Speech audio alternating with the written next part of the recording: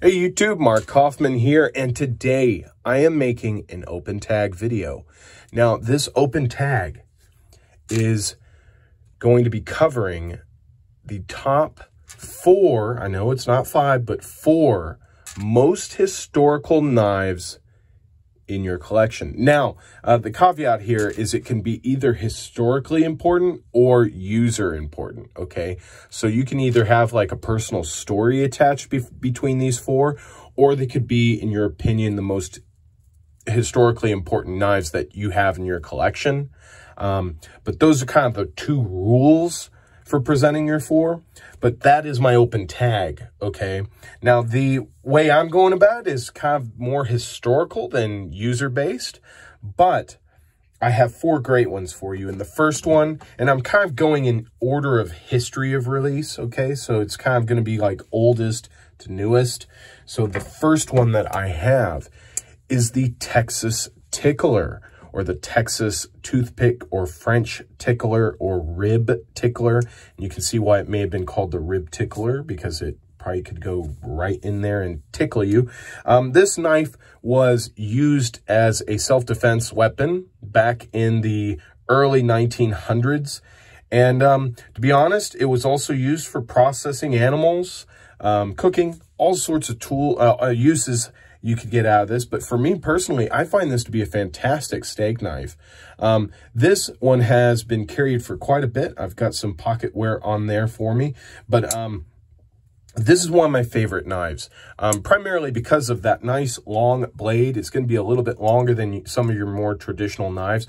The reason why I love it is because it's so thin. I mean, it doesn't take up a lot of room in your hand. You still got a little bit of reach if you need something like that. And it doesn't take up a lot of room in the pocket. I mean, look at that. That's going to be a single layer. It's going to be very easy to get in and out of the pocket. So that's my first one. The second one, the Trapper, okay? The Trapper.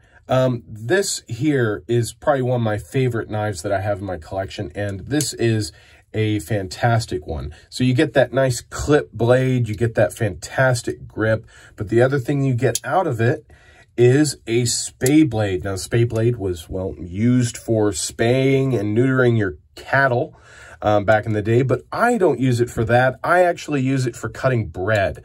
I find it to be fantastic when you're holding a nice piece of bread here and you're wanting to cut it down the middle so you can make a sandwich. You don't really have to worry about stabbing yourself all that much. So this is another fantastic one. I really feel like the Trapper is one of those knives that I originally never really liked, but to be honest, it's now one of my favorites. Now, the next one, I mean, it had to be on the list, but a Victorinox Swiss Army knife. Swiss Army knife is not only a historically important knife because of its usability, but it is one of those knives that has created so many tools that you never thought would be in a knife. And this is one that I had custom made. So it's got a blade here, but on the other end of the blade, it's got the awl, okay? And then in here, you have a nice file. There's the metal file. And then you also have scissors, okay? 91 millimeter scissors are fantastic.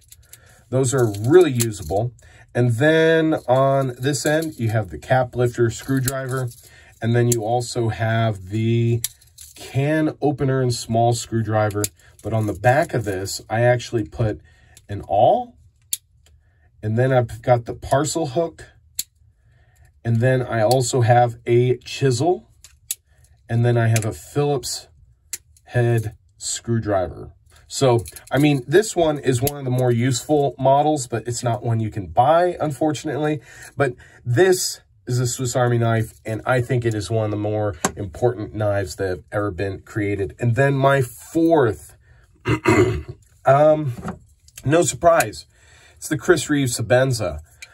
This is a 31 full-size Sebenza in S45 VN, and I have to tell you, this still is one of my all-time favorite knives. The tolerances on this, when I take it apart, put it back together, it never has a problem. The lockup is perfect. You've got titanium handle scales. Wasn't the first one to use titanium, but it's probably the more effective one that's out there using titanium as its scale material. And for me personally, I think it's just classic. I mean, it's just classic. And then the renditions, the modifications they've made to it in the 31 platform are fantastic. You've got some chamfering here that makes it a little bit more ergonomic if it wasn't already. And this is my 4th most important knife ever created.